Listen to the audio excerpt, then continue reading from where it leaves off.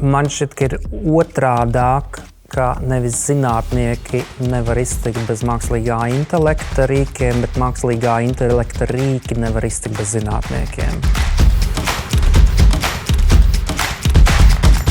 Labdien! Mini ierakstu sērijā par mākslīgo intelektu, augstāko izglītību un akadēmisko pētniecību. Mani sauc Raivis Vilons, es esmu Latvijas Universitātes ekonomikas un sociālo zinātņu fakultātes doktorants un arī pasniedzējs. Un šajā epizodē mēs runāsim tieši par pētniecības jautājumu, jo nenoliedzami mākslīgā intelekta rīki, lielie valodas modeļi, ģeneratīvie rīki un tam līdzīgi ir ļoti jaudīgi un ārkārtīgi forši izmantojami pētniecībā dažādās jomās, dažādos līmeņos un dažādus risinājumus meklējot.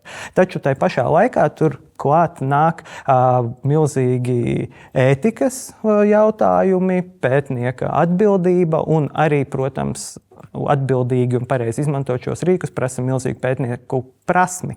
Tādēļ arī, lai par to parunātos, šodien mums pievienojas divi pētnieki, kuri savā darbā ir saskārušies un izmanto kaut kādā līmenī šos rīkus. Anda Baklāne, LNB pētniece. Labdien! Sveika! Un Andris Saulīts, LU Filozofijas un socioloģijas institūta vadošais pētnieks. Labdien, paldies par uzaicinājumu. Jā, paldies jums abiem, ka atnācāt. Un tad pirmais jautājums, varbūt sāksim ar Andu, ir iezīmē savu to pētniecības fonu un tieši kur tu saskaries ar šiem jaunajiem rīkiem. Mēs ar to saskaramies savā digitālās pētniecības grupā Latvijas Nacionālajā bibliotekā. Un varētu sacīt, ka tāda tehnoloģija, kur sauc par valodu modeļiem, mēs izmantojām jau pirms ģeneratīvā mākslīgā intelekta uzvaras gājiena. Un tie bija tādi mazie modeļi, varbūt kāds zina Bertu un vēl senāko pirmo neironu tīklu Vortuvek. Mēs veicām dažādus eksperimentus. Bet kopumā šobrīd gandrīz visas tās darbības, kas ir saistītas ar anotēšanu, ar daudz kas saistīts ar datu un valodas apstrādi, mēs pārbaudam, kā to varētu darīt, izmantojot lielos valodu modeļus. Un to eksperimentu ir daudz, un vēlāk jau pastāstīsim, kā katrā konkrētajā gadījumā ar to veids. Jāsaka uzreiz, ka mēs pārsvarā izmantojam apstrādājot lielākus datu masīvus, ne atsevišķi, bet simtiem tūkstošiem tekstu un attēlu. Un tāpat arī bibliotekā citos departamentos mākslīgo intelektu arvien vairāk izmanto tieši datu apstrādei, lai aizpildītu datu bāzes, transformētu datus, pārnestu no viena formāta citā. Andri?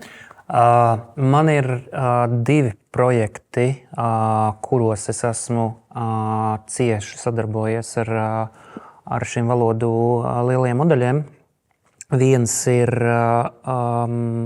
Oksfordas Universitātes projekts runājot ar mašīnām, Talking to Machines, kur mēs cenšamies atkārtot eksperimentu rezultātus, kur cilvēki, piemēram, ir izdarījuši vienu izvēli, un mēs mēģinām saprast, kā panākt to, lai šie mākslīgā intelekta rīki iedot identiskas atbildes, kas mums nākotnē ļautu samazināt resursus un radīt datus par cilvēkiem, kurus ir grūti ikdienā, piemēram, sasniegt. Un to sauc par sintētiskiem aģentiem. Tātad mums ir parasti cilvēki, un tad mēs mēģinām saprast, cik lielā mērā šobrīd paši mākslīgā intelekta modeļi spēja šo rīcību atkārtot, un viņi spēja radīt tieši tādu pašu informāciju.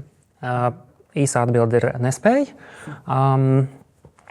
bet runa ir par to, cik lielā mērā, un mēs vienkārši gatavojamies nākotnē.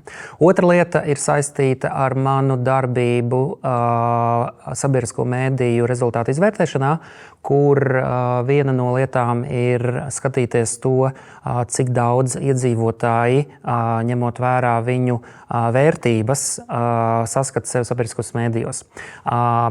Un to sauc zinātniski par ideoloģisko orientāciju un pašidentifikāciju. Un tā problēma ir, ka 2/3 Latvijas iedzīvotāji par to vai nu nav domājuši, vai nezina, kam viņi pieder. Ja?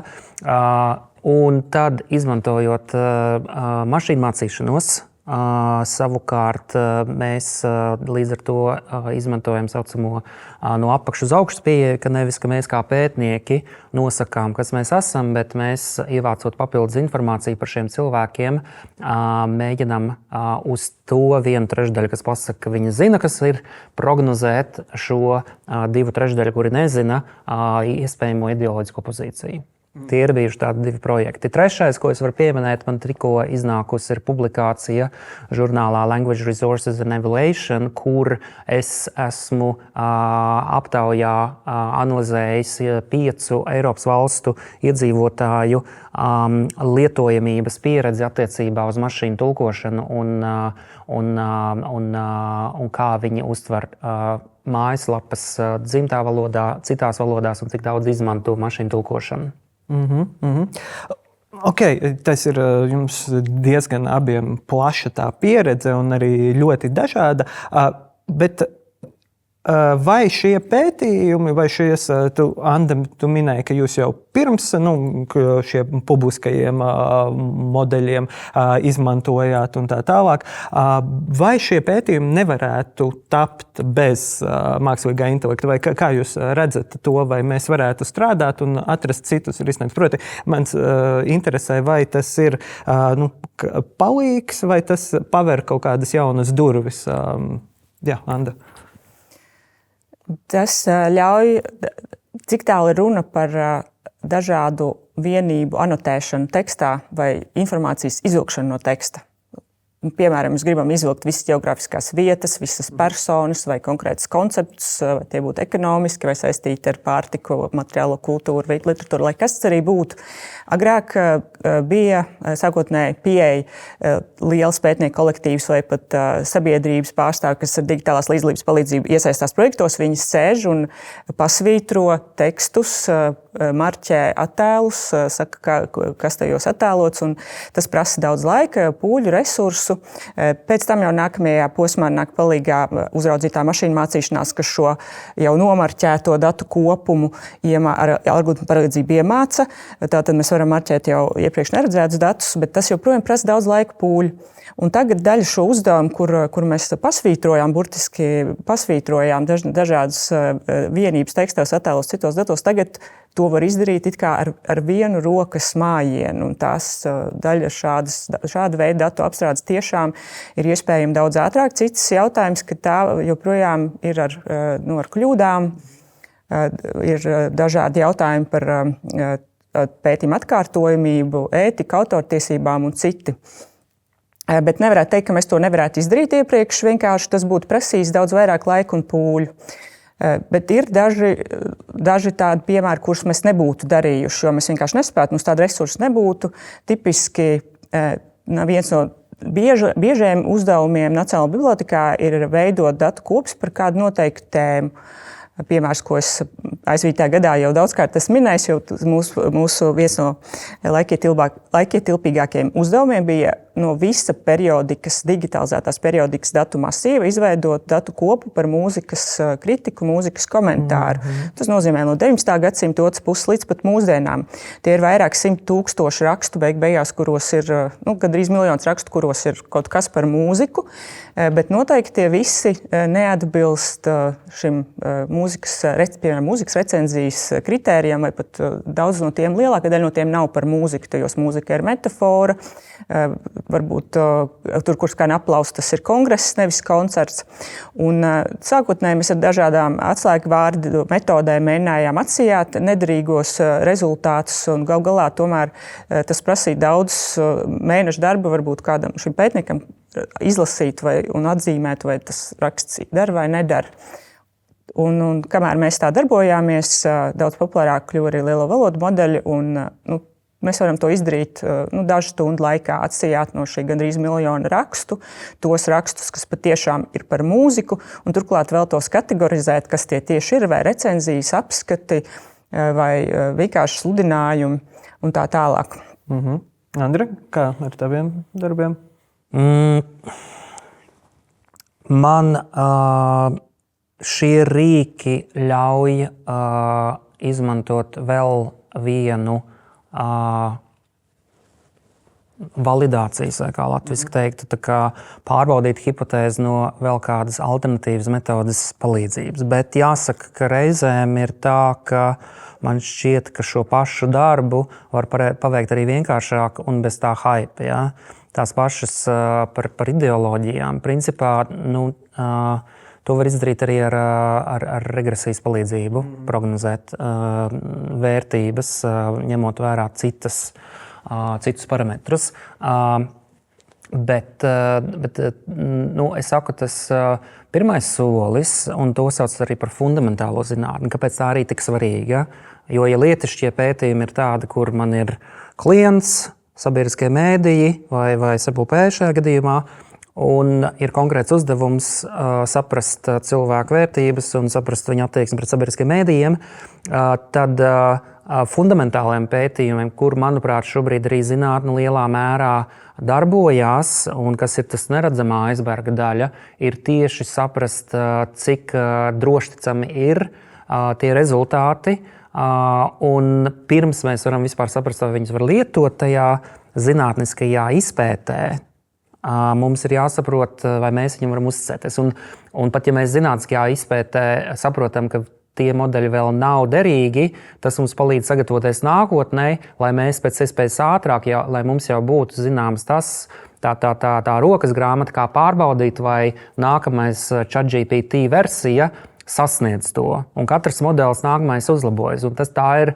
varbūt tā daļa, ko iedzīvotāji neredz, kas notiek augstskolās šobrīd lielā mērā, jo ir jāņem vērā arī, ka šie rīki visi ir radīti komerc institūcijās. Un viņi, protams, vēlas pasniegt to, ka tas ir kaut kas superīgs, brīnišķīgs, un tādā ziņā tas arī vēlreiz parāda, cik liela nozīme ir neatkarīgām akadēmiskām institūcijām un citām institūcijām, kuras ne tikai izmanto viņas, bet arī pārbauda, vai tas tiešām strādā tā, ka mēs tam varam uzticēties un uz to paļauties. Ja? Ikdienā, protams, es domāju, tur es neatšķiros ar Latvijas iedzīvotājiem, kas to izmanto dažādiem tehniskiem uzdevumiem, kas lielā mērā pārklājās ar to, kas tiek darīts milzīgos apjomos Nacionālajā bibliotēkā. Es strādāju ar statistikas programmu, kas būtībā ir koda valoda. Pateicoties šiem chatbotiem, man ir iespēja pirmkārt neturēt prātā pilnīgi visas sintakses, kas ir nepieciešamas, kas lielākoties saistīta ar datu tīrīšanu, sagatavošanu. Es varu vienkāršiem vārdiem uzrakstīt, kā rekur ir viena kolonna, man vajag samainīt tur pretējā virzienā vērtības, lai ir nevis no 1 līdz 5, bet no 5 uz 1, un ļoti labi ir 1, nevis 5, tā kā tas ir bijis aptaujas anketā. Un sekundes laikā es dabūju atbildi, man nav jāiet formos, kas iepriekš tika darīts. Otra lieta – grafiki ir daudz estētiskāki un patīkamāki, kad to es veidoju kopā ar mākslīgā intelekta rīkiem Python vidē, kuru es pārzinu, bet es principā viņā nestrādāju. Un es esmu iemācījies mākslīgiem intelektam pastāstīt, kādu grafiku es gribu redzēt. Un tas ir daudz patīkamāk gala dokumentā to redzēt nekā standarta Word un Excel grafikus ar standarta krāsām un ar ļoti mazu variāciju iespējām. Līdz ar to datu vizualizācija, manuprāt, ir tā viena lieta, kas tieši sociālās zinātnēs, kur izmanto kvantitatīvās metodes, dod lielu priekšrocību, ka mēs varam izdarīt daudz ko tā, lai tas izskatās arī estētiski baudāms, kas pie reizes arī palīdz daudz vieglāk uztvert informāciju un lietotājiem to nolasīt. Un tad tas, kā man izklausās un ko es pats savā pieredzē arī esmu izmēģinājis, ir tas, ka šis ir tas rīks, kas pētniekam iedod tās varbūt ne obligāti iespējas, kuras nebūtu izdarāmas, bet drīzāk mēs varam to vienkāršāk un ērtāk izdarīt, jo es arī savā doktora disertācijā izmantoju diezgan lielus datus un manas datu analīzes prasmes izmantojot Python praktiski neeksistējuši, bet pateicoties ChatGPT, es viņam palūdzu kodu, tai pašā vidē notestēju, un tad jau kaut kas sāka sanākt. sanāk. Tad tas tā kā sanāk, ka tā mūsu pētnieku rīkopa paplašinās, jo arī smukus grafikus, protams, un teorētiski varētu veltīt mēnesi dizaina kursiem, pamācīties, kā uztaisīt smukus grafikus Illustratorā vai Photoshopā vai kaut kur un to darīt. Bet tad tas palielina mūsu to, ko mēs varam viens izdarīt. Darba ražīgumu, Bet arī to kaut kādu tvērienu sanāk, jo pieņemsim ir, protams, kur mēs strādājam varbūt lielākās komandās, kur un varbūt ir, bet Latvijas zinātnē, protams, tādi lieli pētījumi, kur mēs varam atļauties tur algot datu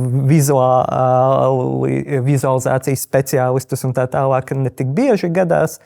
Tad sanāk, ka mēs varam izdarīt kaut ko vairāk vai varbūt foršāk. Bet redz, tā ir arī tā otrā lieta, ko tu tikko arī pieminēji, šo inovāciju destruktīvā daba.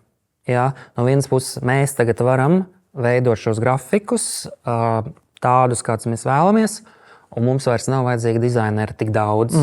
Tas nozīmē, ka, protams, ka tā pamatēze ir, ka augsti kvalificētajiem darbiniekiem šie rīki neapdraud viņu darba vietas, tāpēc, ka tie, kā tu tikko minēji, mēs varam patiesībā pat uzlabot savu darba ražīgumu. Tā pašā laikā maketētāji šajā brīdī, kas ir arī augstas klases profesionāļi, kuriem ir jāiegūst izglītība, lai to darītu, viņu darbs no vienas puses ir daudz mazāk pieprasīts, kaut gan no otras puses arī viņi to darbu tagad var paveikt ātrāk, tāpēc, ka tas, kas viņiem bija pašiem jāraksta, lielā mērā to kodu var uzrakstīt, un tas, ko viņi var izdarīt atšķirībā no manis, viņi var daudz vairāk tajā kodā paši saprast, kas tur ir rakstīts. Es saprotu tikai pašus pamatelementus, un es varu izmainīt malu attiecības, ja, bet es tāpat reizēm, sevišķi uztaisot to pat tās pirmās veidlapas, ir ārkārtīgi reizēm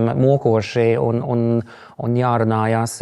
Bet tas ir zināms arī ar šiem chatbotiem, ka tie ir tie saucamie vairāku promptu rīki, kur bieži vien pēc pirmā ierakstītā pieprasījuma tu nesaņemsi to atbildi, kur tu vēlies, un ar katru nākamo to uzlabot. Tā ir tā viņa priekšrocība, kuru, ja es pareizi saprotu, īsti neviens nav sapratis, kāpēc tie modeļi spēja šādā veidā adaptīvi rīkoties. Jā, bet Anda, vai ir kaut kas, tavā varbūt neobligāti LNB, bet tavā privātajā pētniecībā vai kaut kas, ko tu zini, es šo nekad nedarītu, vai es šo nekad nevarētu izdarīt, un man šis rīks ir palīdzējis. Vai arī tieši otrādi kaut ko sačakarējis tautas valodā sakot? Grūti pateikt. Nav bijis tādi gadījumi, kurus, domāju, šo es jau sen gribēju izdarīt. Kaut gan es tagad to sakot atcerējos vienu lietu, bet galvenokārt ir tā, ka tagad zinot, kādas ir mūsu iespējas, rodas ambīcijas izdarīt kaut ko, ko mēs agrāk pat necerētu izdarīt. Vienkārši mēs zinām, ka no datiem mēs to un to dabūsim, un tad mēs varēsim uzrakstīt grāmatu, piemēram, jau par kaut kādām humanitāro zinātņu lietām, reāli humanitāro zinātņu jomā veikt kādus atklājumus, tikai tāpēc, ka mēs varējām izvilkt šos datus. Un tā situācija, par kuru es runāju, pētīt materiālo kultūru milzīgā romānu korpusā, to mēs nebūtu pat mēģinājuši sākt darīt, ja nebūtu iespējas automatizētiem līdzekļiem izvilkt to informāciju. Bet tagad es atcerējos gan vienu lietu, ko es tagad varēšu darīt un ko es īsti nevarēju. Tad, kad es rakstīju disertāciju, es pētīju metaforu. Un sākotnēji es domāju, ka varbūt ar uzraudzītās mašīnu mācīšanās palīdzību es varēšu arī pats savu metaforu pētīt savā korpusā, bet es sapratu, ka tas bija tobrīd pārāk sarežģīti man. Tie resursi arī nebija pieejami. Šobrīd tas ir iespējams, un domāju, ka varētu atgriezties pie šī pētījuma un paskatīties, ko lielie valodu modeļi var izdarīt šajā ziņā. Tā tad jā, arī sapņi. Tas ir pluss, bet kā ir ar kaut kādu, teiksim, tu Andri pieminēji, ka tur dizaineri ir apdraudēti un tā tālāk, bet vai nav tā, ka tās barjeras krīt un arī varbūt augstas klases pētnieki sāk kļūt apdraudēti, jo bakalaura students var saģenerēt kaut ko līdzvērtīgu? Attiecībā uz bakalaura studentiem es domāju, ka viņa dzīve ir kļuvusi grūtāka, tāpēc, ka es novēroju un es pats arī sāku atgriezties pie tām pārbaudes formām, kuras varbūt bija raksturīgas 90. un 2000. gadu sākumā. Piemēram, šobrīd es vairs neredzu jēgu bakalaura līmenī uzdot pirms semināra, kur ir uzdots izlasīt 3 tekstus, atsūtīt iespaidu rakstu, kurā 3 rinkopās jāapraksta, ko tas students vai studente domā par šo rakstu, tāpēc ka atšķirt to darbu bieži vien ir grūti no tā, vai tas ir radīts ar mākslīgā intelekta palīdzību vai nē. Tā rezultātā tas, kā es nākamajā semestrī plānoju organizēt, ir, ka man būtībā būs tests, 5 jautājumi, ekspresa jautājumi par katru no tekstiem semināra sākumā, lai pārliecinātos, ka studenti tiešām šo darbu ir lasījuši. Ja?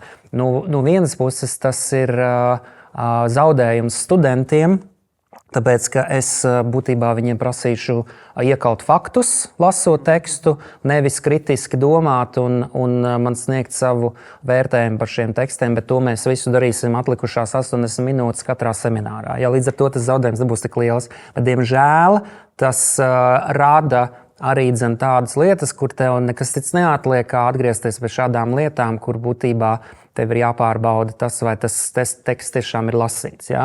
Tā kā es domāju, ka šeit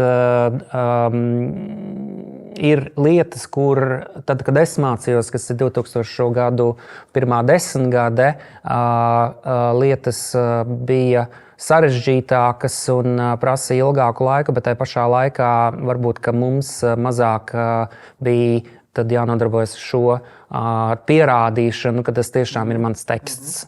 Un tas ir tas, kas, manuprāt, šobrīd aizvien vairāk un vairāk nāk atpakaļ.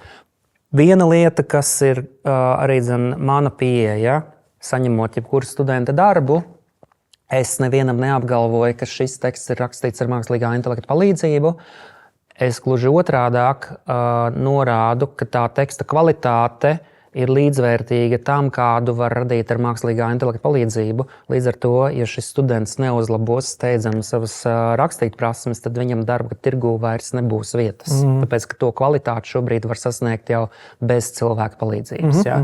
Un tā ir vēl viena lieta, kur, manuprāt, tas ir tas, kas apdraud. Ja tavas spējas šobrīd nepārsniedz ievērojami to, ko var uzģenerēt ar lielo valodu modeļiem vai ar citiem rīkiem, ko piedāvā šobrīd tehnoloģijas. Andra, neesi apdraudēta? Tu nav? Nē, es neesmu apdraudēta.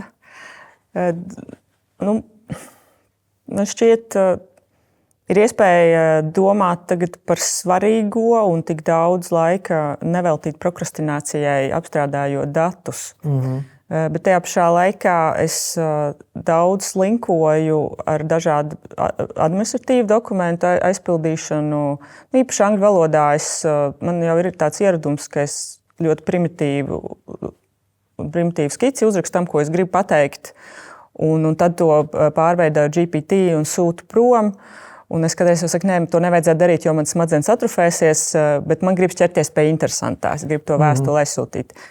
Tādas sadzīviskas pārdomas, bet man personīgi ir pārāk interesanti tas, ko zinātnē var uzzināt patiešām no sirds interesējoties par šīm jomām. Un man neinteresē vienkārši izpildīt tekstīšu pēc, uzrakstīt kaut kādu publikāciju, viņu iesniegt un formāli izpildīt prasības. Tas nav kaut kas tāds, kas man interesē. Bet, manuprāt, ir diezgan daudz cilvēku, kuriem tā ir, un es nezinu, kas notiks ar jomu kopumā. Un es domāju, ka vēl turpmāk savas karjeras gaitā es droši vien bieži piedzīvošu rūgtumu, kad man šķitīs, ka kāds cits ir aizstiedzies priekšā, dabūjis kādus projektus, bet man šie izstrādātie teksti, šie rezultāti šķiet vienmuļi un kaut kas tāds, ko mākslīgais intelekts varētu būt radījis, nevis kaut kas tiešām mūs interesē kā cilvēkus. Bet mēs te iezīmējām tādus diezgan lielus plusus, kas mums kā pētniekiem ir plašākas iespējas, varam pieķerties interesantajam, nevis varbūt garlaicīgiem. Bet kā ar to risku pusi, kā jūs apzināties, jo jūs arī šeit gan pieminējat, jā, viņi mēdz kļūdīties, Andri, tu arī minēja, ka varbūt šīs versijas nav tik labas un mēs to daram, lai būtu gatavi nākamajām versijām, bet šobrīd kā mēs pētnieki varam strādāt un un uzticēties, jo šie rīki, tos rezultātus, ko viņi dod, viņš pats pēc uzbūves pasniedz ļoti šķietami droši ticami. Mēs zinām, ka viņš atbild ar pilnīgu pārliecību, tur, ka Latvijas prezidents ir tāds un tāds, vai gan šī persona nekad nav bijusi Latvijas prezidents, un ja viņš iekrīt tajā savā kaut kādā halucināciju bedrē, tu viņam vari 10 reizes prasīt, viņš tik un tā no visas sirds apgalvos. Ir dažādi šādi gadījumi. Kā mēs kā pētnieki, ja mēs izmantojam tām lietām, varbūt kurām mums nav tās 100% tās kompetences, kā mēs varam būt līdz galam droši un kā strādāt ar viņiem, jo ir tas vilinājums, izdarīt vairāk, izdarīt kaut ko foršāku. Man tagad beidzot ir tās iespējas, tur ir galīgākais sviests un mēs nepamanam, jo mēs neesam profesionāļi tieši šeit. Es lietošu salīdzinājumu. Tas ir līdzīgi kā ar automašīnu. Nevelti, lai brauktu ar transporta līdzekli, ir jānokārto autovadītāja tiesības. Tāpēc, ka, ja tu to neesi izdarījis, tad ir liela varbūtība, ka notiks satiksmes negadījums. Līdzīgi es attiecos arī pret šiem ģenerētajiem tekstiem. Precīzāk, es lasu un studēju ar visu to, ka man ir jau doktora grāds. Es turpinu izglītoties gan kursos, gan arī lasot zinātniskās publikācijas par to, kā to izmantot tieši sociālās zinātnēs. Un es arī gatavojot publikācijas, izmantoju šo rīku, un es uzskatu, ka principā tas ir liberalizējis akadēmisko vidi, kur principā tā notiek visa angļu valodā, un mana kognitīvā spēja angļu valodā nav izcila. Es esmu mācījies angļu valodu daudzus gadus, bet mana gramatika joprojām ir latviešu gramatika angļu valodā. Tas, kas ir lielākā bīstamība, ka chatbots, ChatGPT vai Perplexity, jebkurš cits modelis var tekstu uzlabot un var tekstu arī sačakrēt. Un šajā ziņā man ir viens raksts, kurš ir izveidojis zinātniskais taksonomiju saucamo, precīzāk ir identificējis, kas ir tas, kā šie lielie valodu modeļi nodarbojās ar angļu valodā, to sauc filozofijā par bullshitting. Latviski es to esmu tulkojis kā ūdens liešanu. Un viens no tām ūdens liešanas tēzēm ir, nevis tēzēm, bet pazīmēm, ir tieši izmantojot tos standarta vārdus. Angļu valodā ir delve, leveraging un tam līdzīgi. Piemēram, vārds delve, mēs arī skatāmies pēdējo 5 gadu akadēmisko publikāciju kopu, un vienkārši vārds delve iet šitā uz augšu. Ja? Bet tas nenozīmē, ka visi šie teksti, tas nozīmē tikai, ka tas tiek izmantots un atkal mazāk darba ir valodas korektoriem, kuru pakalpojumus es regulāri izmantoju iepriekš. Ja? Man arī ir raksti, jūs skatīsieties Scopusā manas publikācijas, tad pie daudziem no tiem ir apakšā norādīts, kuri mākslīgā intelekta rīki ir izmantoši tieši valodas uzlabošanai. Tas, kas visās redakcijās arī ir pateikts, ka mākslīgā intelekta rīks nevar būt līdzautors rakstam, tāpēc, ka mākslīgā intelekta šie chatboti nevar uzņemties atbildību par to, kas ir rakstīts. Un tā ir viena lieta, jums jāatcerās, ka jebkurā brīdī jebkas, ko jūs no šī modeļa paņemat un ieliekat savos tekstos, jūs nevarat pateikt, bet man to uzrakstīja ChatGPT. Tā ir jūsu atbildība un jūsu lēmums par to, kas beigās ir tajā tekstā. Un man liekas, ka tā ir arī viena svarīga lieta, saprast, ka atbildība nepārvirzās no cilvēka, un tā ir cilvēka atbildība izmantot šos rīkus arī ētiski. Ja? Ar šiem chatbotiem ir brīnišķīga iespēja neapgrūtināt kolēģus, neprasot, klausies, man ētikas komisijā noraidīja manu pētniecisko dizainu, tāpēc, ka viņi teica, ka tas un tas ir tā kā, vai tev ir idejas, ko darīt. Šos jautājumus pat varbūt labāk var izsnākt, jo ar kolēģiem visticamāk mēs nonāksim ātri vien pie žēlošanās, ka tās ētikas komisijas tikai mums rada problēmas. ChatGPT mēs izlaižam šo sociālo tā teikt, solidaritātes gājienu, ko mēs visi gribam, bet uzreiz ķeramies pie lietas risinājuma, saprotam, kas ir tas, ko ieteikt. Un atkal tā ir mana atbildība saprast, vai tas risinājums, ko piedāvā, ir jēgpilns, ir ētisks. Un tas man palīdz varbūt arī pašam ātrāk tikt pie tā risinājuma, kā mainīt manu pieteikumu, atkārtot sniedzot ētikas komisijā, lai šis pieteikums iziet cauri. Anda, bet par to kaut kādu vilinājumu izdarīt vairāk un kaut kādā jomā, kur mēs neesam viszinošākie. Atbildība, jā, skaidrs, protams, ka mēs saprotam, ka mums ir atbildība, bet kā cīnīties? Uzticēties nevar. Ja vispār atbildot uz tādu jautājumu, kā vai var uzticēties mākslīgam intelektam, ir skaidrs, ka pēc noklusējuma tam nevar uzticēties. Ir jāiet darbplūsmā, jāiekļauj pārbaudas posmi. Un, protams, tas atšķiras, vai runa ir par teksta ģenerēšanu, interpretāciju vai joprojām par datu apstrādes posmu. Ja mēs runājam tieši jau par interpretāciju, par pašu rakstu tekstu ģenerēšanu, neapšaubām ir jāzina, vai pētniekam, protams, ir jāprot izvērtēt, vai tas ir patiesi, kā šis fragments ir pārveidots. Un attiecībā uz tieši uz datu apstrādes posmu, kas ir tas, kurā mēs savā pētniecības grupā visvairāk izmantojam mākslīgo intelektu, tas ir iestrādāts darbplūsmās, ka ir jābūt pirmkārt testēšanas posmam, un visur, kur tas iespējams, jāspēj pārbaudīt, atgriežot rezultātu, atsātiecoties tos ar sākotnējo datu kopu. Mans ļoti mīļš piemērs ir viens no mūsu pirmajiem šī lielo valodu modeļu izmantojumiem, kur mēs vilkām transporta līdzekļu nosaukums no latviešu senākiem romāniem. Tas būtu no 19. gadsimta līdz 40. gadam, un tur ir tādi transporta līdzekļu nosaukumi, kurus mēs nevaram iztēloties, vai kuri nav vārnīcās, vai tur ir dažādi pieraksta veidi vai atpazīšanas kļūdas, un mēs nevaram paši vien izdomāt, kāpēc atslēgvārdiem tos atrast. Mēs atrodam, beigās mēs sākām, ko mēs bijām izdomājuši, varbūt 35 nosaukums, un tas, ko mums iedod valodu modelis, beigās bija vairāk kā 160, kas ir brīnišķīgs rezultāts.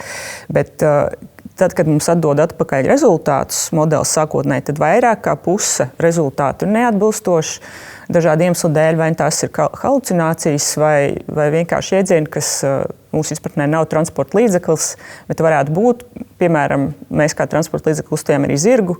Mēs devām kā piemēru, ka zirgs varētu būt un dažādi zirgu veidi, bet tad mums dod atpakaļ rezultāts, kur ir lāči, dažādi putni, vilki. Ar lāci arī var pārvietot. Jā, tas raisa šīs pārdomas. Arī mūsos mēs saprotam, ka no vienas puses tas vienkārši tas koncepts, ko saudzības transporta līdzeklis nozīmē pētniekam un valodas modelim, var atšķirties, bet no otras puses dažādos kontekstos varētu būt atšķirīgi, jo kādreiz lācis var būt transporta līdzeklis un varbūt kādā darbā. Tas tiešām tā arī ir teikās, tas tā varētu būt. Bet tas, ko es gribēju uzsvērt, vairāk nekā puse ir neatbilstošie rezultāti. Un, protams, ja mēs nepārbaudītu un vienkārši uzreiz sākt zīmēt līknes tikai no šiem valodu modeļu rezultātiem, tad tās būtu pilnīgi aplamas. Mēs zīmējam līknes laika gaitā, dažādiem autoriem. Mēs šādā veidā mēģinām kaut ko secināt par modernizācijas, urbanizācijas procesiem, kā tie atspoguļojas literatūrā. Būtu pilnīgi meldinošs mūsu pētījums. Mēs salīdzinām, kā šie vārdi, vai tiešām tie atrodas tur, kur modelis tos uzdeva, ka tie tur atrastos. Bet ir droši vien tāds darbplūsmas, kur tas nav tik vienkārši izdarāms, un tad ir ļoti nopietni jāveic šis testēšanas posms. Uz parauga, skatāmies, pielāgojam instrukciju. Jāuzsver tas, ka šajā darbības veidā, kur mēs strādājam ar daudziem tekstiem vai daudziem attāliem lieliem datu masīviem, mēs neizmantojam chatbotus, bet mēs izmantojam šo lietojumu programmu saskarni, kur tiek pieslēgti tad programmēšanas vidē, un tur ir iespēja arī pirmkārt mainīt temperatūru un arī sistemātiski strādāt ar instrukcijām. Testēšanas procesā mēs pārbaudam instrukcijas, ir arī metodoloģijas, tur, teiksim, ir 5 dažādu veidu apraksti jāizstrādā, lai iegūtu vēlamo rezultātu. Tas ir burtiski tas pats, es piebildīšu, ko mēs darām Oksfordas Universitātē ar šo Talking to Machines projektu. Pilnīgi arī izmantojot to un mainot temperatūras un skatoties, kā tas mainās. Jā. Un beigās mēs zinām, ka kļūdas būs arī tajā relatīvi jau iztīrītajā gadījumā, bet Mēs uzskatām, ka šis ir pieļaujams kļūdas apjoms, bet mulsinoši ir tas, ka šie pētījumi tātad nav pilnībā atkārtojami, jo modelis mainās ik pēc dažiem mēnešiem, tas mainās, un es teiktu, ka nevienmēr tas mainās uz labo pusi. Dažkārt ir kaut kāda klupšanas akmeņi, un galvenokārt runa ir par latviešu valodu. Angļu valodā ir lielāka izvēle, kādas modeļus izvēlēties, un tie arī labāk strādā. Un tas, ka es saku, ka ir vairāk nekā pusrezultāti neatbilstoši, tas ir tāpēc, ka tas ir latviešu valodā. Jo latviešu valodai neviens no modeļiem nav tik labs kā angļu valodai.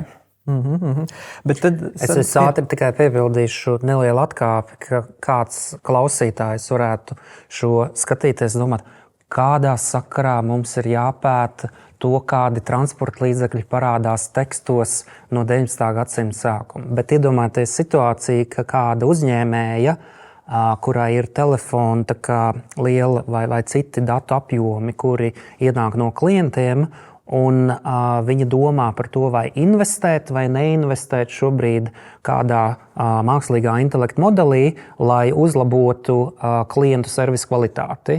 Tad šāds pētījums principā parāda, ka uz pašreizējā modeļa būvējot to, tas kļūdas procents būs 50%, ka, piemēram, tu klientam īstenībā katram otrajam klientam piedāvā to, kas ir kļūdaini, viņam jāpiedāvā. Ja? Tā kā šeit atkal tā ir fundamentālā zinātne, kura dod ļoti praktisku zināšanas uzņēmējiem strateģisku lēmumu pieņemšanā. Jā, bet lūk, par tām kļūdām es domāju. Tātad mums paver iespējas strādāt ar šiem atrast arī jāšanu ar lāčiem, ne tikai zirgiem un tā tālāk, bet tur ir, kā tu mini, tur lielā daļa ir ļoti jēdzīgi forši, kurus citādāk vai prasītu ārprātīgi daudz resursus, vai arī vienkārši nebūtu izdarāms. Bet tur ir kaut kāds tas kļūdas procents. Un es šo arī, lasot kaut kādas gan zinātniskas publikācijas, gan popzinātniskas publikācijas, tur aizvien vairāk tiek runāts par šo jautājumu. Un tad sanāk, ka vai palielinās tas pieļaujamās kļūdas robeža, tāpēc, ka mēs izmantojam šos rīkus un viņi mums dod tās jaunas iespējas, bet tad mums arī ir jāsamierinās ar to, ka mēs paaugstinām to latiņu, ka mēs samierinamies, ka jā, tur var būt kļūdas, bet citādāk jūs vienkārši šo visu nevarētu izlasīt. Es turpināšu atkal par to, kāpēc mums ir vajadzīga zinātne, kāpēc mums ir vajadzīga literatūra zinātnieki, kas pēta metaforu. Tāpēc, ka tajā brīdī, kad mums ir daudzvalodu modelis, kurš spēj visu uztvert tikai burtiski, mums ir jāsaprot, kā iemācīt šiem lielo valodu modeļiem saprast metaforu, saprast ironiju, saprast pārnestās nozīmes. Bez literatūra pētniekiem, kuri nebūtu izpētījuši šo elementu, es nezinu, kā to izteikt, bet principā raksturojuši to, mēs nevarētu patiesībā mēģināt strādāt ar šiem modeļiem, lai mēs varētu viņus uzlabot. Ja? Jā. Un tā ir, manuprāt, tā fundamentālā lieta, ja mēs runājam par to, ka mēs ne tikai izmantojam šos modeļus, bet spējam dot to pievienoto vērtību un tos uzlabot. Un specifiski pielāgojot katrai valodai, jo kā jau tu minēji, tad angļu valodā un latviešu valodā es pieļauju arī, ka tas, kā tiek izteikta ironija, kā darbojas metaforas, ir atšķirīgs, ja? Kaut kādā mērā. Tas, manuprāt, ir tas svarīgākais jautājums, vai mēs joprojām būsim gatavi tam. Un tāpēc man vienmēr ir licies svarīgi paskaidrot to saikni starp fundamentālo zinātni un lietišķo. Un tas ir tas, kā tās kļūdas uzlabot. Bet kur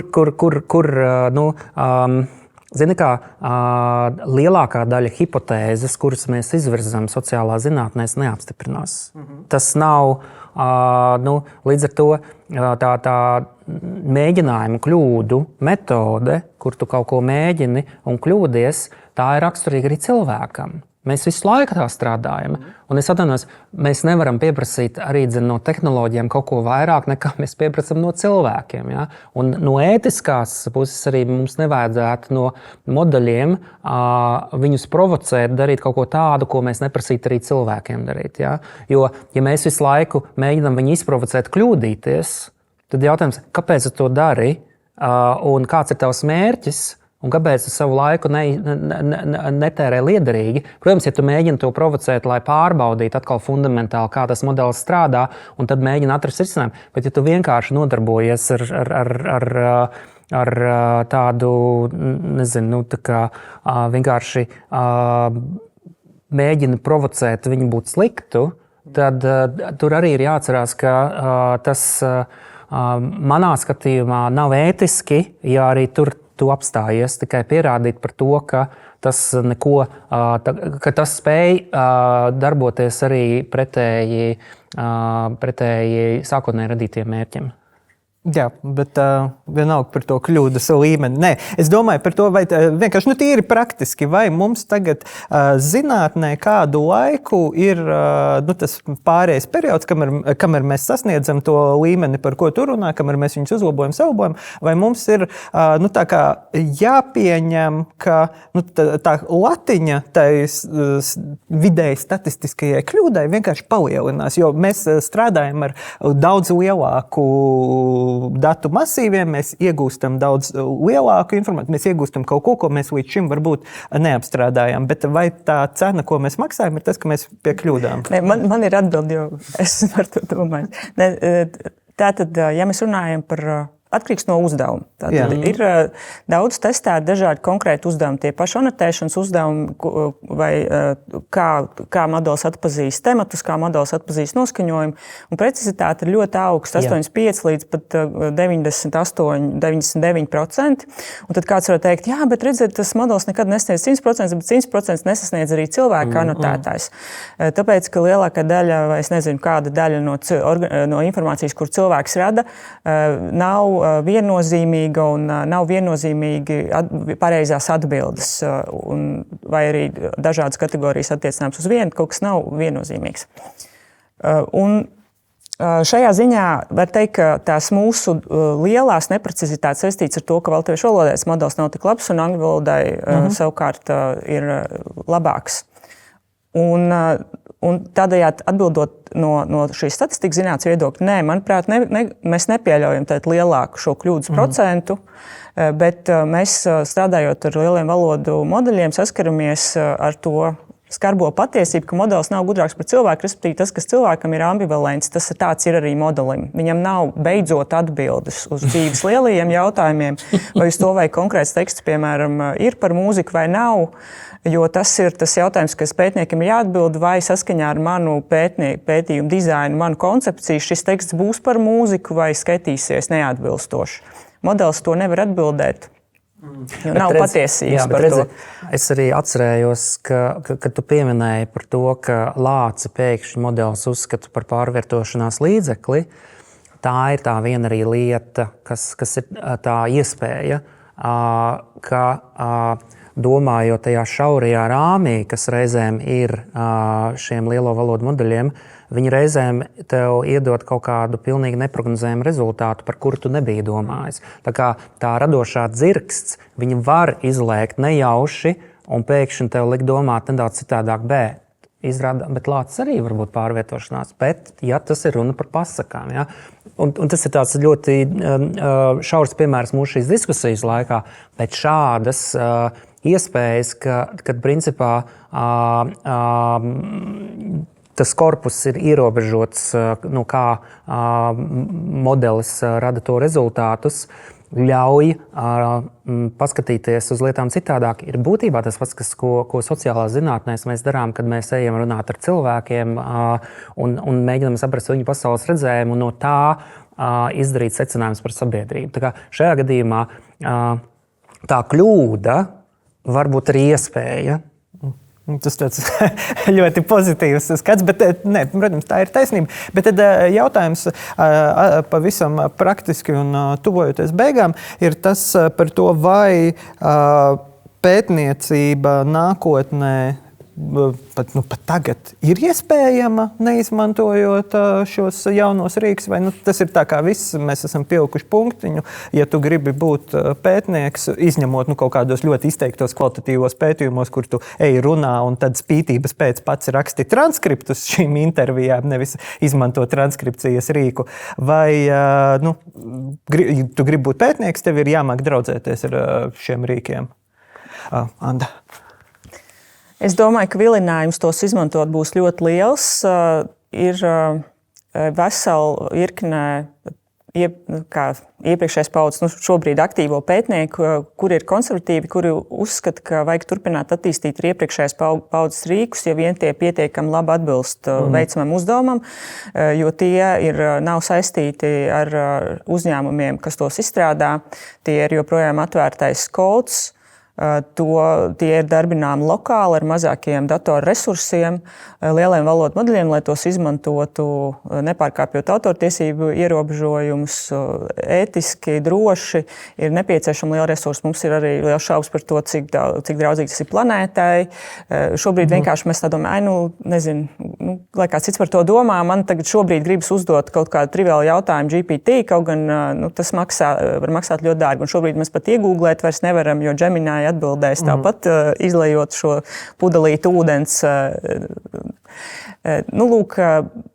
Es arī ar lielām simpātijām skatos uz virzienu, kurš mēģina joprojām izmantot velosipēdu tur, kur tas ir iederīgs un vajadzīgs, un tur, kur arī nav jābrauc ar raķeti, jānosēžās priekšnamā, lai veiktu kaut kādu triviālu uzdevumu. Un, principā tā ir viena atbilde, un otra, ja atradīsies kaut kādi institucionāli šķēršļi vai vēl lielāks, teiksim, ētiski šķēršļi vai finansiāli šķēršļi, lai izmantot šīs tehnoloģijas. Andri? Man šķiet, ka ir otrādāk, ka nevis zinātnieki nevar iztikt bez mākslīgā intelekta rīkiem, bet mākslīgā intelekta rīki nevar iztikt bez zinātniekiem. Jācer. Tāpēc, ka es pieminēju literatūras zinātni, tāpat līdzīgi par šīm automātiskās braukšanas pašvadošajām mašīnām, kur savukārt filozofija un ētika atgriežas pie šiem jautājumiem par to, kādu lēmumu pieņemt situācijās, kad tev ir sagaidāmi vienā vai otrā lēmumā zaudējumi, jo tas ir ceļu satiksmes negadījums, un tev ir vienmēr izvēle vai nu pa kreisi griezt, vai nu pa labi griezt, un tad, protams, ir tā senā dilemma par to dzelzceļa pārmiju, ko mēs zinām. Ja? Attiecībā uz to, vai mēs, un te es runāju par sociālām zinātnēm, varam bez mākslīgā intelekta rīkiem. Šajā gadījumā es principā piekrītu tam, ka tirgus viss noteiks. Un tik cik es esmu strādājis arī konsultējot uzņēmumus par zināšanu pārnesi, gandrīz katrs šobrīd man pavaicā jautājumu, vai šajā gadījumā nevar izmantot mākslīgā intelekta rīkus. Tas jautājums bieži vien nav balstīts kompetencē, zinot, kā to var darīt, bet no manis tiek prasīta kompetence pateikt un būt ekspertam arī šajā jomā, vai šeit to var izmantot. Ja? Tas ir citādāk nekā, ja tev ir vienkārši socioloģiskā aptauja, par ko augstskolās un lielākoties, protams, arī visas sociālās zinātņu metodas pārzina tomēr uzņēmumu vadītāji un vadītājas. Ja? Bet, kad ir šeit runa, tad ir runa par to, ka universitātēm ir jāpiedāvā ekspertīze un zināšanas, un tas ir tas, ko vismaz no manis pieprasa, lai es to spēju dot. Un tāpēc es arī mācos. Mana disertācija bija par pavirzīšanu, jeb angliski nudging. Šobrīd tas joprojām ir aktuāli, bet bez tā, ja man nebūtu klāt šo zināšanu iegūto par mākslīgā intelekta rīkiem, es uzņēmumu vidū būtu stipri mazāk pieprasīts, es domāju. Labi, un tad pēdējais jautājums ir, vai ir kaut kas, ko jūs paši kā pētnieki, vai arī varbūt pasniedzēji, vai arī vienkārši savā dzīvē, ko jūs esat atdevuši kādu darbību vai kompetenci kādam mākslīgā intelekta rīkam, un jums negribas vairs iet atpakaļ. Un, ja pēkšņi viņš vairs nestrādātu, tad būtu bēdīgi. Ir kaut kas? Grafiki. Es saku, grafika veidošana. Ir ļoti interesanta saruna man ir bijusi, un te es runāju par plašāku mākslīgā intelekta un chatbotu ietekmu uz sabiedrību, kur man viens paziņas stāstīja, kur es stāstīju par pētījumu, kur principā izmantojot ChatGPT, republikāņu un demokrāti par ieroču tiesībām diskutējot, uzskatīja, ka saruna ir daudz labāka, ja šo chatu palīdz uzlabot un padarīt pieklājīgāku ChatGPT.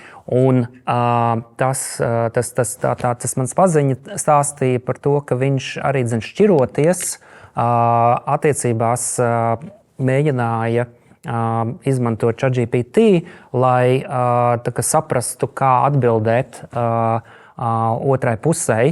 Un viņš teica, ka tas ir īstenībā, viņš saprata vienā brīdī, ka tā pieeja, kas ir arī ChatGPT un citiem modeļiem, do no harm, tā kā nedara sliktu, ka tā spēlē par sliktu, jo viņš teica, man visu laiku būtībā bija tāda sajūta, ka es visu laiku esmu labājis, un kad šajās attiecībās viņš nekritizē tevi, līdz ar to visa vaina ir otrā pusē. Ja? Un tā ir tāda lieta, kuru, runājot par nākotni, kur es negribētu, lai mēs sākam izmantot tos rīkus tur, kur mums ir īstenībā pašiem jādomā un jāanalizē sava rīcība. Un tas prasa enerģiju, un joprojām šī mākslīgā intelekta rīki būtu tikai mums palīgs, nevis tas, kas pieņem lēmumu mūsu vietā. Anda? Tas ir interesanti, ka mūsu svarīgie lietojuma gadījumi lielā mērā sakrīt. Es arī ļoti uzlaboju savu diagrammu zīmēšanas spēju, jo es varu palūgt kodā viest izmaiņas, kuras man būtu ļoti grūti izdomāt, kā to kodā ieviest, un varētu būt kļūdas, un es tam vienkārši veltītu daudz vairāk laika, bet ne tikai diagrammām, bet, piemēram, arī datu tīrīšanai. Tad, kad ir tādi nejauki, ļoti komplicēti, lieli dati, tur 350 kolonas, kuras jāharmonizē un kas ir diezgan traki izdomāt, kā to labāk darīt, tad es sadarbojoties, tas bieži arī to pašu ChatGPT izmanto, arī ar kodu labotu. Tas kļūst par patīkamu darbiņu. Un otrs, es piekrītu, teiksim, tā saskarsmes kultūra. Es lūdzu noformulēt angļu valodā kaut ko, izteikt līdzjūtību vai izteikt pacietību, to pateicību kādā tādā smalkjūtīgā, īpaši kaut kādā jaukā veidā, ko es agrāk arī burtiski stundām varēju tērēt laiku, lai vēstulē izdomātu angļu valodā, kā partnerim noformulēt kaut kādu tādu īpašāku vēstījumu. Es tur skatījos Googlē, kāda ir biežāk lietoties frāzes. Un tagad es formulēju to kopīgi ar čatu. Ne jau es vienkārši trūlī bezjūtīgi nokopēju un iemetu un aizsūtu, bet es tieši meklēju tās frāzes, kas vislabāk atbilst manām izjūtām, kas man varbūt neienāktu prātā tik ātri, kā es to vēlētos. Bija vēl trešā lieta, bet to es jau sāku aizmirst. Tomēr es varu pieminēt, ka vēl vienreiz tas pats svarīgākais ir atcerēties, ka pašreizējie chatboti ir vairāk promptu modeļi tādā ziņā, ka nesagaidiet, ka ar pirmo uzdevumu formulējumu jūs saņemsiet apmierinošu atbildi. Un tā ir tā māka, kas ir pati svarīgākā šobrīd, iemācīties viņam sniegt tās instrukcijas otrajā un trešajā reizē, lai rezultāts nebūtu tāds pats kā pēc pirmā prompta. Jā. Anda? Nu, lai jau paliek arī Nākotnē. citai Lai reizei. Paliek nākamā. Būs, jā. Bet nu, tad ar šo mēs arī varam beigt iemācīties izmantot rīks un atcerēties, tas ir rīks, tas nav līdzautors, uzņemamies paši atbildību un tad, kad mums ir nepieciešama palīdzība, tad arī mācamies, strādājam, bet arī neaizmirstam parunāt ar gudriem kolēģiem, jo, kā mēs šeit redzam, te ir idejas un veidi, kā mēs varam to rīkus izmantot labāk. Paldies! Paldies viesiem! Visu labu! Paldies! Paldies!